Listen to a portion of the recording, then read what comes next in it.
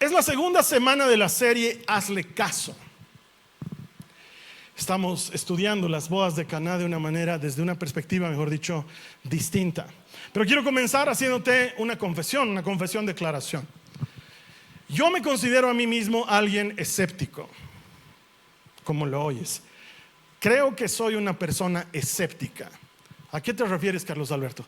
Que nunca me compré esa idea de que el niñito al pie del árbol estaba llorando y había que ir a tocar sus lágrimas porque con sus lágrimas te sanaba tus heriditas. Perdón, pero no creo eso. Me mostraron muchas veces esa foto de las nubes donde dice que aparece Jesús. Yo no veo a Jesús en las nubes. La foto no me parece verdadera. Y hoy con inteligencia artificial puedes hacer eso mucho más fácil. No soy la clase de persona que, pudiendo haber ido a una cruzada de milagros, haya ido y haya acompañado a los que botaban las muletas y caminaban. Es que soy escéptico, no sé. Y mucho menos he visto la imagen de la Virgen en el azulejo de mi casa y he armado algún tipo de altar ahí para que la gente venga a poner flores. Y es que soy escéptico. Pero Carlos Alberto, ¿cómo es posible que seas pastor y no creas en eso? No, es que quiero que me entiendas. Claro que creo en lo sobrenatural. Claro que creo en los milagros. He visto decenas de milagros en mi vida. Pero no creo solamente por que alguien diga que algo está pasando. Soy muy racional. No sé si es un defecto o una virtud, pero yo necesito saber, entender por qué está pasando algo. Y sí, Dios me ha sorprendido en más de una oportunidad con cosas que no puedo explicar racionalmente. Pero eso no significa que yo haya estado buscando la imagen de algo en la piedra de algo, si me entiendes. Porque me considero una persona escéptica, me considero alguien racional, que no niega la existencia de lo sobrenatural, al contrario, pero que la pone a prueba. Por eso quizás me identifico con Tomás. Mira lo que dice la palabra de Dios en Juan 20, en el verso 25. Jesús ya se había aparecido a sus discípulos después de resucitar. Entonces los discípulos le cuentan a Tomás. Ellos le contaron: hemos visto al Señor. Pero él respondió, refiriéndose a Tomás: no lo creeré a menos que vea las heridas de los clavos en sus manos y meta mis dedos en ellas y ponga mi mano dentro la herida de su costado. Es la clase de cita bíblica que hace que la gente diga: ay, Tomás, qué barbaridad que hayas dudado. Pero la verdad, yo soy Team Tomás. Yo hubiera hecho lo mismo. Si yo hubiera vivido esta experiencia y mis amigos me cuentan y me dicen: no sabes, el Señor ha estado aquí, yo les hubiera dicho: ¿y por qué no le han sacado foto? O sea, yo necesito ver. Y Jesús le va a decir a Tomás: dichosos los que creen sin haber visto. Pero nunca le dijo: mal, Tomás, mal. No se piensa, no se hace preguntas, no se razona. No le dijo eso. Yo creo que Tomás era el tipo de persona que no tenía miedo de cuestionar lo que estaba viviendo, que no tenía miedo de cuestionar lo que estaba recibiendo, y que como consecuencia de eso su fe se profundizaba. Creo que de alguna manera el haber sido ese tipo de persona me ha ayudado a mantener los pies sobre la tierra sin dejar de mirar lo que Dios puede hacer desde los cielos. Porque sí, creo en los milagros y creo que Dios es un Dios milagroso, pero no vine a Él por los milagros. Y no está mal si tú has venido al Señor porque querías sanidad o porque estabas buscando que Dios restaure algo en tu vida. No está mal, porque Jesús hace eso. Jesús sigue haciendo milagros, sigue haciendo sanidades, sigue haciendo cosas sobrenaturales. No está mal. Solo soy yo que no vine detrás de Él por el milagro. Yo vine detrás de Él por el perdón, que es algo diferente. Y eso es de lo que quiero que hablemos hoy. De hecho, uno de los milagros más cercanos que tengo lo he vivido un par de meses atrás. Estábamos en una reunión de jóvenes. Tengo aquí una hermana, dos hermanas en la iglesia que hacen unas reuniones de jóvenes bien lindas los lunes en la noche en casa de una de ellas. Y me invitaron a que les comparta un momento la palabra. Entonces yo fui a compartir la palabra con ellos. Era un grupo de solamente varones, todos muchachitos de entre 15 a 25 años más o menos, compartimos la palabra del Señor, ronda de preguntas y respuestas, todo bien lindo. Y cuando termina su reunión, ellos tienen la hermosa costumbre de ponerse en círculo y orar unos por otros. Me gustó, porque cada quien hace su pedido de oración y dicen: yo tengo examen esta semana. Otro dice: mi tía está pasando por problemas, oren por mi tía. Otro dice: mi mamá está enferma, oren por ella. Y así van pidiendo y se asignan: fulano, tú pides por esto; sutano, tú pides por esto. Otros se asignan las oraciones y luego empiezan a orar. Y el muchacho que estaba organizando la reunión me dice: tú, Charlie, ¿por qué vas a orar? Y yo le digo: no sé, oraré por los alimentos, ya que nadie va a orar por eso.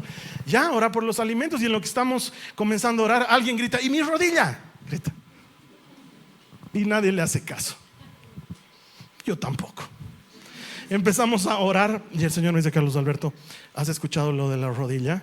Porque vas a tener que orar por esa rodilla. Y ok, entonces termina la oración y yo estoy tratando de que todo siga normal y el Señor me dice: ora por la rodilla. Entonces, un ratito les digo: chicos, ¿alguien ha dicho mi rodilla? Y sí, dice uno de ellos. ¿Qué ha pasado con tu rodilla? Me he roto los meniscos, dice, y me duele mucho. He estado con dolor todo el fin de semana. ¿Puedes orar por mi rodilla? Claro, le digo. Entonces me agacho y pongo mi mano sobre la rodilla y oro: Padre, en el nombre de Jesús, sana esta rodilla y quítale el dolor. Y amén. Te prometo, no fue una oración larga ni intensa, fue eso. Amén, amén, amén, amén. Y ya cada uno se retira a comer algo y a charlar. Y llega el momento en que se vayan. Y cuando se están yendo, este muchachito se acerca a despedirse de mí. Y yo le doy la mano y le digo: qué gusto conocerte, que tu rodilla mejore. Y él me mira y me dice: ¿puedes creer que ya no me está doliendo? Y yo le digo: sí, claro. Pero con esa sensación de: gracias por hacerme sentir bien de haber orado por ti, digamos, ¿no? Perdónenme, es que realmente yo tengo que saber qué está pasando. Entonces el muchacho se fue y yo me fui a mi casa y la vida continuó. Como ustedes saben, no soy muy amigo del WhatsApp, entonces no vi WhatsApp todo ese día. Pero la dueña de casa me había escrito en la noche: Carlos Alberto, no sabes lo que ha pasado, ha ocurrido un milagro. Yo no lo vi hasta el día siguiente. Al día siguiente veo y le digo: Vane, perdón que no te haya contestado. Contame. Y me manda un audio y me dice: ¿te acuerdas del chico por el que has orado anoche? Bueno, ha llegado a su casa y le dice a su mamá: mamá, me he sanado de mi rodilla. Y su mamá le dice: hijito, tienes rotos los meniscos. No, mamá. Y dice que se había empezado a poner a saltar y bailaba y pateaba. Y su mamá le decía: es que ya no me duele, ma, ya no me duele. El Señor me ha sanado. El Charlie ha orado por mí y ese rato he sentido como un fuego en mi rodilla y se me ha sanado. ¿Qué tengo que hacer? Y su mamá le dice: entonces tienes que contar a otros lo que Jesús ha hecho por ti. Y eso quería contarte, Carlos Alberto. Me dice: y claro, wow. Bueno, resulta ser que por una sencilla oración y un pequeño acto de obediencia, Dios hizo lo que hace desde que tengo uso de memoria. Dios sigue haciendo milagros, sigue sanando gente.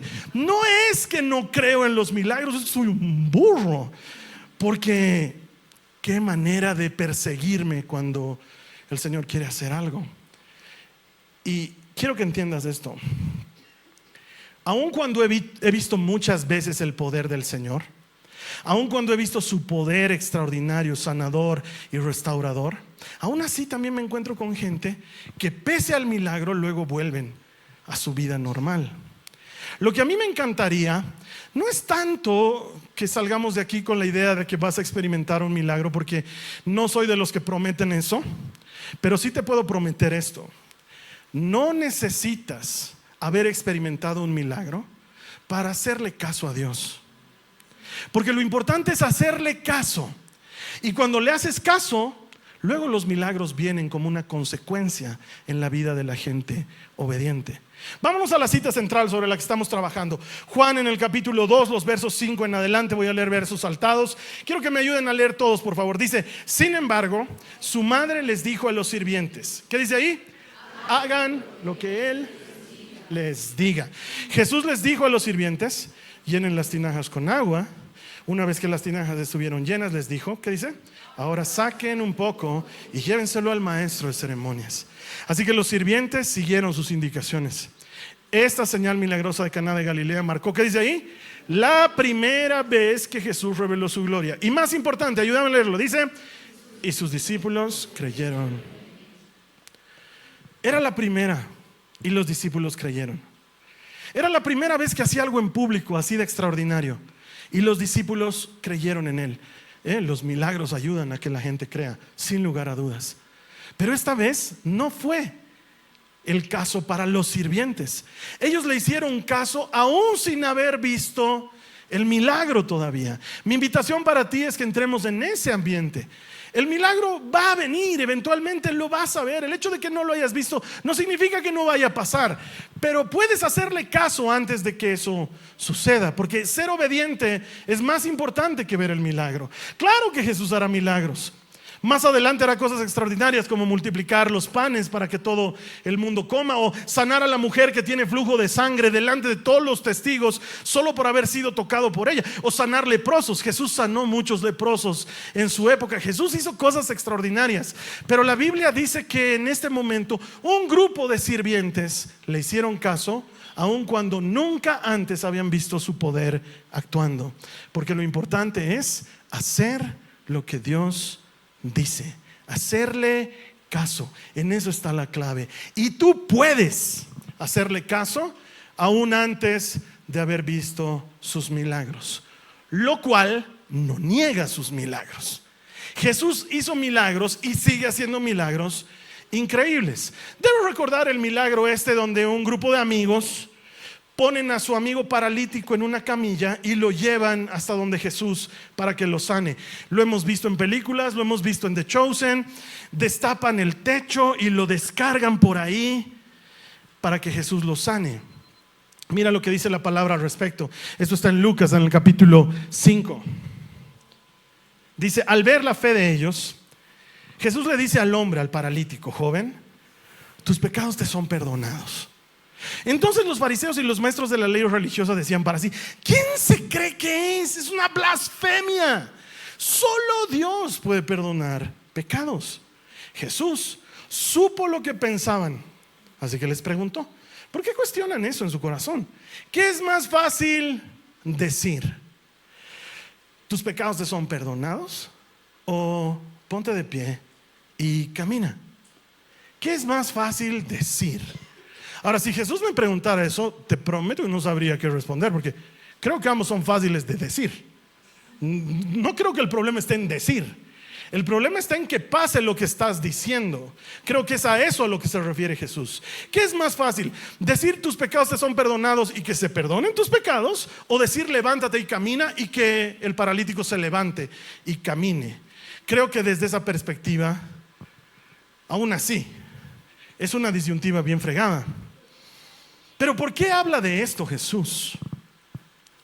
Porque muchas veces es el pecado el causante de algo más fuerte en tu vida. Muchas veces el verdadero milagro no está en la sanidad, sino en que tú reconozcas que necesitas perdón y dejes que Él te perdone. Esto es, muchas enfermedades, muchos problemas, mucha ansiedad, mucha depresión son causa de un pecado que llevas contigo, algo que no has confesado, algo que no has procesado, y que si tan solo pasara por el matiz perdonador de Jesús, tu enfermedad pasaría. Está científicamente comprobado, lo puedes chatGPTear cuando quieras. Hay dolores de espalda, migrañas, dolores en las articulaciones, artritis, artrosis, estrechamente relacionadas con la salud emocional. Y tú y yo, porque en Jasón hacemos esto mucho, sabemos que la salud emocional tiene que ver con sentimientos y emociones relacionados con pecados o con heridas del pasado que aún no han sido procesadas o perdonadas. Jesús ve al paralítico y es obvio que necesita sanidad, pero Jesús se enfoca no en la sanidad, sino en los pecados. Y tal vez, solo tal vez, esta es una oportunidad en la que tú puedes acercarte al Señor, aun cuando no hayas visto nunca uno de sus milagros, y confesar tu pecado para ver cómo Él sana tus heridas. Pero además, qué importante es la gente con la que te rodeas. Porque en algún punto de la vida tú y yo vamos a necesitar un amigo o una amiga que nos ame lo suficiente como para ponernos en una camilla y cargarnos hasta el lugar y pasar la vergüenza de abrir el techo para que Jesús pueda sanarnos. No todos tienen ese tipo de amigos. Por eso hacemos énfasis en las cosas que hacemos énfasis en la iglesia. Sabes que amo que vengas los domingos, pero me encantaría que hagas algo más. Me encantaría que te unas a Conexión. Quién sabe, ellos van a ser los que carguen tu camilla. O que te unas a Mía o a Valiosa. Quién sabe, ellas van a ser las que carguen tu camilla, o tú cargues la camilla de una de ellas cuando lo necesite. No es solo el paintball. Queremos que los hombres sean unidos entre hombres y se conozcan y sean amigos, para que el día de mañana, cuando estés enfrentando una tentación, cuando estés pasando por una necesidad, o cuando un amigo tuyo quiera llevarte un jueves de frater, tengas unos hermanos que sean un grupo de contención, que te ayuden a no caer. Y no lo digo en mal plan, porque a mí no me toca juzgar a los hombres que participaron de esa actividad tan conocida por todos ahora. Pero qué distinta sería tu vida si tuvieras amigos que en lugar de llevarte a perderte, te llevaran a los pies de Jesús, donde puedes encontrarte. Cuando hacemos el Día del Amigo para los niños, no es por locos, es porque queremos que tengan amigos desde chicos en la fe, en la iglesia. Porque creo que tú debes tener amigos también, pero no todo amigo es un buen amigo. Qué importante es ese amigo, esa amiga que te pone en la camilla y te carga y te lleva a los pies de Jesús y hace que tu vida sea diferente solo por eso. Si no tienes ese amigo o esa amiga, te invito a lo siguiente: sé tú ese amigo, esa amiga. Júntate con otros que crean lo mismo que tú crees. Caminaremos juntos este camino. De eso se trata la iglesia. La iglesia me ha permitido conocer literalmente a cientos de personas con necesidades y con temas específicos. Y me ha permitido vivir milagros gracias a eso. Por ejemplo, desde que tengo uso de razón como cristiano, me he cansado, no en el sentido de hartazgo, sino en el sentido de normalización. Me he cansado de ver gente que no podía tener hijos y que luego ha tenido hijos porque hemos orado para que tengan hijos. De hecho, cada vez que viene una pareja y me dice: Carlos Alberto, ¿puedes orar porque tengamos hijos?, yo lo veo como: eso es 101 para el Señor. Él reparte hijos todo el tiempo. Y les digo a los hermanos, y me cuentan testimonios dolorosos, me dicen: hemos gastado todo. Y si tú has tratado de tener hijos y no has podido, sabes que es carísimo. Es carísimo pasar por los tratamientos de fertilización. Son privativos, no toda la gente puede pagarlos. Y hay gente que con el dolor de su alma y prestándose plata e incluso haciéndose ayudar con parientes han pagado hasta 2 tratamientos o 3 tratamientos y aún así no han podido tener hijos. Pero han venido a la iglesia y hemos orado por ellos.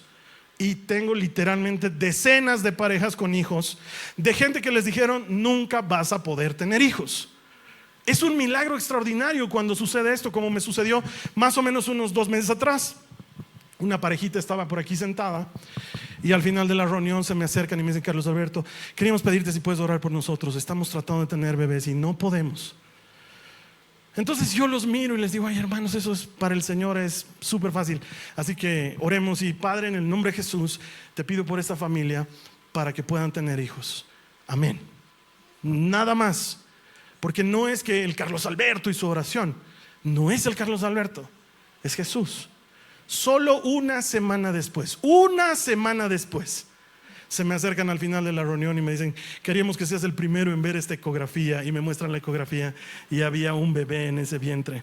No lo sabíamos siquiera cuando estábamos orando. No sé si el Señor lo puso antes o después, no sé qué hizo. Solo sé una cosa: que ellos no podían tener bebés y ahora están esperando familia. El Dios de Israel sigue haciendo milagros hoy. Jesús sigue escuchando las oraciones de la gente. Él sigue haciendo cosas extraordinarias. Y eso sucede en la iglesia.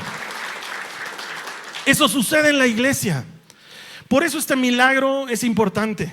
Mira lo que dice Lucas 5:17. Dice: y el poder sanador del Señor estaba presente con fuerza en Jesús. Él es el que tiene el poder sanador. Que no hayas visto un milagro aún, eso no significa que Jesús no haga milagros.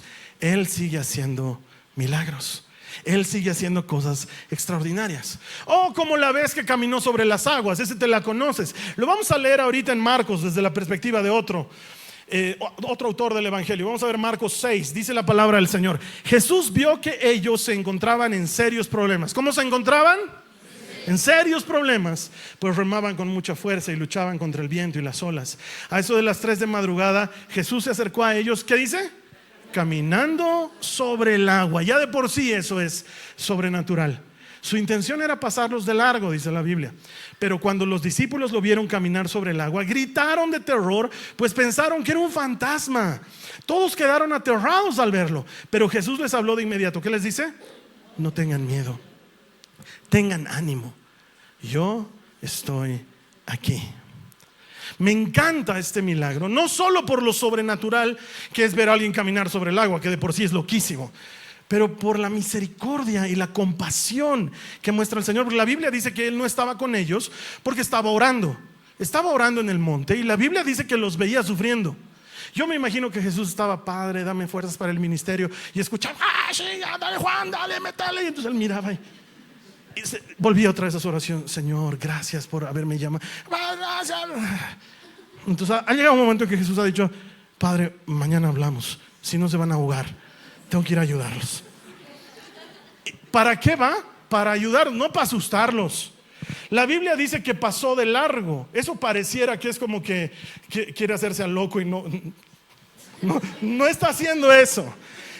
La Biblia utiliza el mismo término en griego que utiliza en el Antiguo Testamento para describir ese pasaje hermoso en el que la espalda de Dios pasa delante de Moisés y le muestra su gloria. ¿Alguna vez lo has escuchado? Te lo he comentado. Es ese mismo término. Pasó delante de ellos de largo para mostrarles su gloria. Lo que iba a hacer a continuación era mostrarles su gloria, porque ellos estaban en medio de una tormenta, y Jesús es el único que puede calmar una tormenta. Porque hoy en día las tormentas siguen pasando. Siguen existiendo las tormentas. Quizás tú estás en una de ellas. Quizás es esa tormenta la que no te deja dormir todas las noches, porque es una enfermedad con la que llevas peleando durante mucho tiempo, y en lugar de recibir una buena noticia cuando te haces los análisis, ¿qué recibes? Todo está mal o todo está peor. Y la tormenta permanece. O tal vez no necesariamente es una enfermedad, tal vez es una amenaza. Tal vez es alguien que te ha puesto una amenaza, no porque te haya dicho te voy a matar, sino porque tienes una deuda pendiente o un juicio pendiente, algo de lo que no puedes salir libre y hace tiempo lo vienes cargando. La buena noticia es que las tormentas vienen y pasan, pero la mejor noticia es que Jesús tiene poder para calmar la tormenta en cualquier momento. Él tiene ese poder. Los discípulos acaban de experimentarlo. A Jesús poniendo calma. En cuanto sube a la barca, Él manda a la tormenta: calla, tranquilízate. Y la Biblia nos dice que en ese momento sobrevino una gran calma. Los discípulos lo miran y dicen: ¿quién es este hombre que hasta los vientos y las lluvias le obedecen? Ese mismo Jesús es el mismo Jesús que está en tu barca ahora. Él sigue haciendo ese tipo de milagros. Tenemos una familia que viene aquí a Jasón, se apellidan Gutiérrez. Les pedí autorización para contar esto. Lucía, una de las hijas de esta familia, enfermó hace unos meses atrás, ya tal vez un poco más, quizás un año o un poco más atrás, con una enfermedad autoinmune que ataca los riñones. Esta enfermedad la desgastó grandemente, y como toda enfermedad involucró a toda la familia, y toda la familia se vio afectada por la enfermedad de Lucía. El médico dijo que el único tratamiento que él veía como posible era un tratamiento de corticoides altamente invasivo que iba a malograr muchas cosas en la vida de Lucía, pero que era lo que necesitaba si quería salir de este cuadro. No sé mucho de estas cosas, me disculpo. Sé que los valores normales en los que una persona debe estar son de 130 más o menos, y Lucía tenía como 2000. No sé de qué, pero en los valores estaba lejísimos de ser normal. Entonces el médico dijo: hay que comenzar ya. Pero la mamá, que se llama Cecilia, ella sintió en su corazón que el Señor le decía otra cosa. Que el Señor le decía a Cecilia: tú ora y dame un mes. Y Cecilia se lo dice al médico, le dice: yo sé que me va a decir que estoy loca porque debería hacer lo mejor para mi hija, pero doctor, ¿nos puede dar un mes? Y el doctor le dice: pero deberíamos comenzar lo antes posible. Y ella le dice: sí, pero es que yo creo que Dios va a hacer algo. Por favor, deme un mes. Bueno, es decisión de la familia. Entonces el médico le da el mes y la Ceci desde ese momento empieza a orar y a buscar al Señor y a encontrar momentos con Él. Me dice ella que incluso había dejado cosas habituales en su vida a las que les dedicaba tiempo para apartarse, para orar específicamente por la salud de su hija y por lo que el Señor tenía que hacer. Y en ese proceso de oración, ella recibe una palabra de ánimo de parte del Señor que se encuentra en Éxodo, en el capítulo 23, en el verso 25, que dice: sirve solamente al Señor tu Dios. Si lo haces, yo te bendeciré con alimento y agua. ¿Y qué dice ahí? Y te protegeré de enfermedades. Para ella eso fue una muestra inequívoca de que había tomado el camino correcto, y esta cita bíblica se volvió la bandera de su oración, y oraba al respecto y creía que el Señor podía hacer algo. Y cuando pasó el mes, Lucía pasó por los análisis y los valores habían descendido espectacularmente de 2000 a 600, que si bien no era sano y normal, era también extraordinario. El médico vio y le dijo: realmente esto no sucede habitualmente, así que no vamos a iniciar corticoides y vamos a esperar un mes más. Bueno, te hago corta la historia. La Lucía está sana, los valores ya están prácticamente normales, y lo único que pasó en todo ese tiempo es que hubo una mujer que le escuchó al Señor y le hizo caso, porque de eso se trata, de que le hagas caso. Él sigue haciendo milagros, solamente necesita gente que le haga caso. Quizás tú me digas ahorita: pero Carlos Alberto, ¿qué hago yo ahora? No sé qué te habrá dicho el Señor, pero sí sé esto, que si le haces caso, el milagro es lo siguiente: el poder del Señor está a la vuelta. Pero lo primero que tiene que ocurrir es que alguien llene la tinaja, que alguien obedezca. Es que nunca le he visto hacer milagros. No importa, no importa si nunca le has visto hacer milagros. Puedes confiar que si Él te dice llenar la tinaja, ¿qué tienes que hacer? Llenar la tinaja. Hazle caso, porque cuando le haces caso pasan cosas maravillosas. Pedro salió de la barca. ¿Por qué? Porque Jesús le dijo. No fue capricho de Pedro, fue Jesús el que le dijo: ya, ven. ¿Y sabes qué? Caminó sobre el agua. Cuando Dios te dice algo, hazle caso. Pablo estaba naufragando, parecía que se iban a morir, y Dios le habla y le dice: no se van a morir, más bien desayunen, porque ya llevan mucho tiempo sin comer. ¿Y qué hace Pablo? Habla con la tripulación y les dice: no vamos a morir, el Dios de quien soy, a quien sirvo, se me ha aparecido y ha dicho que comamos, así que comeremos. Y comen y se salvan. ¿Sabes por qué? Porque alguien le hizo caso. Míralos a los israelitas delante del mar muerto. Tienen a los egipcios por atrás, una columna de fuego a su lado. Con razón están desesperados. Nosotros leemos ese pasaje y lo leemos como si estuviésemos leyendo algo normal. No es normal. Tienes un ejército de miles detrás de ti, un mar cerrado delante de ti, una columna que lejos de dar paz te da miedo porque es de fuego. No sabes qué hacer. ¿Y sabes qué les dice Moisés a los israelitas?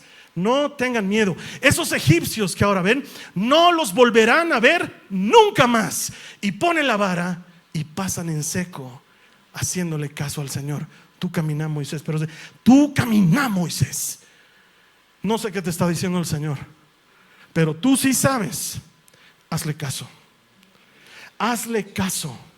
Y el milagro está a la vuelta de la esquina. O como ese otro ejemplo, quiero que me acompañes a Lucas, en el capítulo 7. Tal vez alguna vez hayas escuchado este milagro. Dice: cuando Jesús llegó a la entrada de la aldea, salía una procesión fúnebre. El joven que había muerto era el único hijo de una viuda, y una gran multitud de la aldea lo acompañaban. Cuando el Señor la vio, quiero que me ayudes a leer esa frase a continuación. Dice: su corazón rebosó de compasión. No llores, le dijo. Luego se acercó al ataúd y lo tocó, y los que cargaban el ataúd se detuvieron. Joven, le dijo Jesús, te digo, levántate. Entonces el joven muerto, ¿qué dice ahí? El joven muerto. No es que estaba medio muerto, estaba muerto. El joven muerto se incorporó y comenzó a hablar. Para los que tenemos hijos adolescentes, ya hemos distinguido claramente el milagro, porque se incorpora y habla. Son dos cosas que no pasan habitualmente. Y Jesús lo regresó a... ¡Ay, qué milagro más increíble! Pero sobre todo me llena el corazón, porque la palabra griega que utiliza para describir esa frase de que se compadeció profundamente. Es una palabra que se pronuncia splagna. A ver, di conmigo, splagna, con una G ahí, splagna, splagna. Literalmente significa que sus entrañas se dieron vuelta. No sé si alguna vez has sentido eso. Cuando ves algo que te conmueve tan profundamente que algo dentro tuyo se tuerce. Dice que Jesús ve el cortejo fúnebre, ve a la mamá llorando y mira, y es un joven el que ha muerto y sus entrañas se le conmueven. Es demasiado dolor para que él lo pueda dejar pasar por alto. Me encanta, porque me habla de cómo es él. A él le importas. Tu dolor le importa, le conmueve. No hay necesidad pequeña para Dios. No es que Él está teniendo cosas imposibles y el examen que tienes mañana es un examen, hija. No, llevas meses en esa materia, no entiendes a ese catedrático, sufres. Cada vez que entras a ese salón de clases, algo te pasa y ¿sabes qué? El corazón del Señor se compadece, se tuerce por dentro porque le importas. Le importa cuando sientes que nadie te mira, cuando en tu casa nadie te da gracias por lo que haces, cuando son meses o quizás años que nadie te dice que estás linda o que te ama. Y ve esa lágrima que corre cuando nadie ha notado que te has hecho rayitos en tu cabello. Y claro, debería valerle a todo el mundo, son rayitos, Carlos Alberto. No, pero al Señor, ¿sabes qué? Esplagna. ¿Por qué? Porque su compasión por ti es grande. Su amor por ti es imposible. Y tu vida le importa. Quiero que entiendas, tu vida le importa, tus necesidades le importan, tu dolor le conmueve. Para Él eres importante. Si tan solo lo entendiéramos. Como lo que le pasó a una hermana que viene aquí a la iglesia, que le pedí permiso para contar su testimonio. Ella se llama Jimena. Estaba trabajando normal en su oficina como cualquier otro día, haciendo sus cosas. Y se le acerca su jefe y le dice: hola Jimé, ¿cómo estás? Y ella le dice: bien, ¿qué estás haciendo? Sí, estoy avanzando en esto. Y el jefe le dice: y ya no avances porque estás despedida.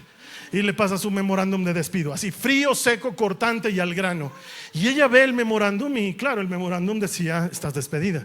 Y en ese momento se le vienen todas las cosas que se le viene a una persona cuando tiene responsabilidades y obligaciones. ¿Con qué voy a pagar esto? Y había contado con ese dinero para los próximos meses. Y ahora, ¿cómo le voy a decir a mi esposo? ¿Y qué vamos a hacer con esta obligación? Y todo eso empieza a inundar su mente. Pero también en algún punto se acuerda que el Señor es bueno, que su bondad es permanente, que sus misericordias son nuevas cada mañana.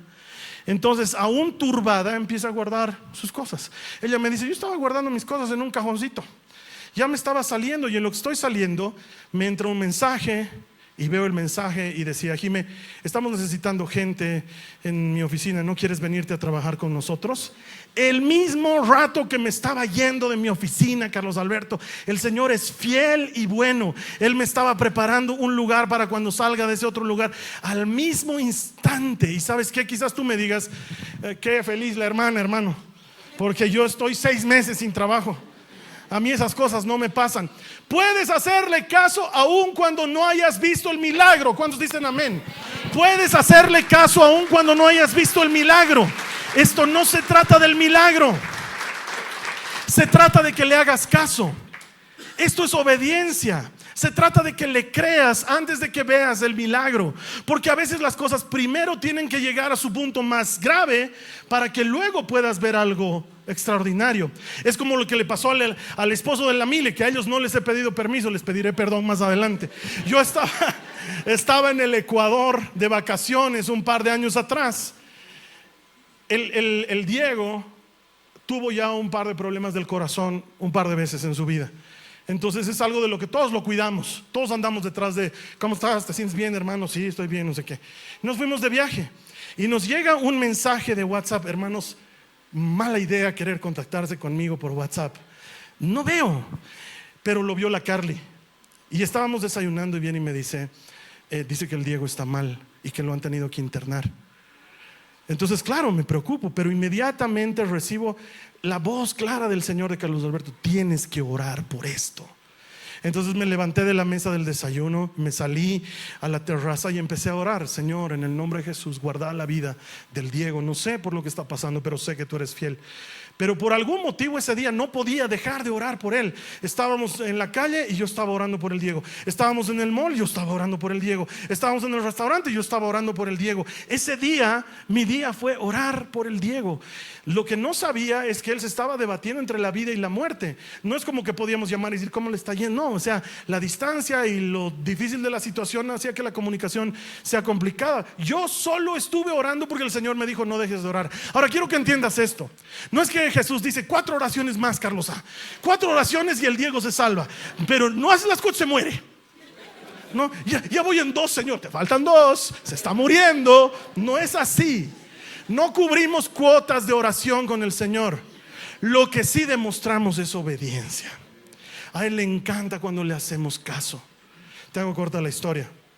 2 días más tarde sí podemos hablar con la Mile y nos dice lo difícil que fue ese día. El Diego casi se muere. Los chicos entraron a despedirse de su papá, pero el Señor hizo algo extraordinario. Y cuando estaba más muerto que vivo, lo trajo a este lugar y le dio vida nuevamente. Y luego escucho su voz que: hola, Carlos. Hola, Dieguito, ¿cómo estás, hermano? ¿Nos has hecho asustar? Sí, hermano, no, hierba mala nunca muere. Yo estoy bien aquí. No te estoy contando milagros que aparecen en la Biblia. No te estoy contando milagros de hace 15 años. Te estoy contando cosas que ocurren hoy, ahora, en esta iglesia, con gente que viene, porque el Dios de milagros sigue haciendo milagros.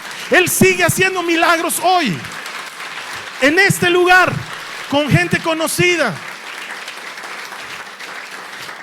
Carlos Alberto, no me convences todavía, porque yo no he visto ningún milagro. Es que no necesitas haber visto su poder aún para hacerle caso. No te estoy invitando a que busques milagros, te estoy invitando a que le hagas caso. Es diferente. Y quiero cerrar con esto. Intencionalmente he elegido estos 3 milagros de Jesús para mostrarte algo. Es como eso que juegan ahora los Centennials. Lo tenemos a Jesús adelante y yo le digo: Jesús, dime que eres Dios sin decirme que eres Dios. Y Él nos presentaría esos 3 milagros. Hay mucha gente que dice: Jesús nunca dijo que es Dios. No, porque no sabes leer probablemente. Porque si lees estos milagros, lo que tenemos es a Jesús diciendo: soy Dios. El primero, hasta los fariseos se indignan. ¿Quién es este para perdonar pecados? ¿Quién? Dios. Solo Dios puede perdonar pecados. Adivina qué estoy haciendo. Tan perdonado está que también está sano. Eso es algo que solo Dios podría hacer. El segundo milagro, no solo que camine sobre el agua, porque caminar sobre el agua ya parece bien Dios desde toda perspectiva, pero el hecho de que Él haga algo que la Biblia le atribuía al Señor de los ejércitos celestiales, a Yahvé Sabaoth, el único que camina sobre las fuentes de agua, dicen los salmos. Ese que camina sobre las fuentes de agua estuvo entre nosotros y vimos su gloria, dice Juan. El unigénito de Dios está diciéndote: soy Dios, caminándote sobre el agua y calmando las tempestades. Por eso es que ellos dicen: ¿quién es este hombre que la tempestad le obedece? Es que no era solo un hombre, estaban con Dios en su barca. Y el tercer milagro, solo hay uno que puede llamar a la muerte como vida, y eso sucede, y ese es Dios. ¿Por qué te lo he puesto así? Porque quiero que se te quede en el corazón, que te vayas con esto de la iglesia. Es a Dios a quien le estás haciendo caso cuando le haces caso a Jesús. Cada vez que Él te dice algo y tú le haces caso, es a Dios a quien le estás haciendo caso. Y no necesitas haberlo visto hacer milagros para hacerle caso, pero sí puede suceder esto: por hacerle caso, estar más cerca que nunca de ver ese milagro. Lo que Dios está buscando es gente obediente. Carlos Alberto, creo que no entro en esa categoría. Creo que no soy tan obediente. Te entiendo y no te culpo. Y por eso hablamos de estos temas, para que salgas con el impulso claro y con la mente decidida, y a partir de ahora digas: Señor, quiero hacerte caso. Es a ti a quien la Biblia te dice: hagan todo lo que Él les diga. Y cuando eso suceda, te lo puedo asegurar, porque es una y otra vez en la vida de este escepticón que no cree las cosas así nomás. Una y otra vez que veo al Dios de milagros haciendo milagros extraordinarios. eso también va a suceder en tu vida. No hay nada de especial en mí. Lo que pasa en lo que acabo de contarte es lo que le pasa a cualquier cristiano cuando decide caminar de la mano del Señor. Y yo sé que ese es tu deseo. Así que te voy a invitar a que oremos ahora.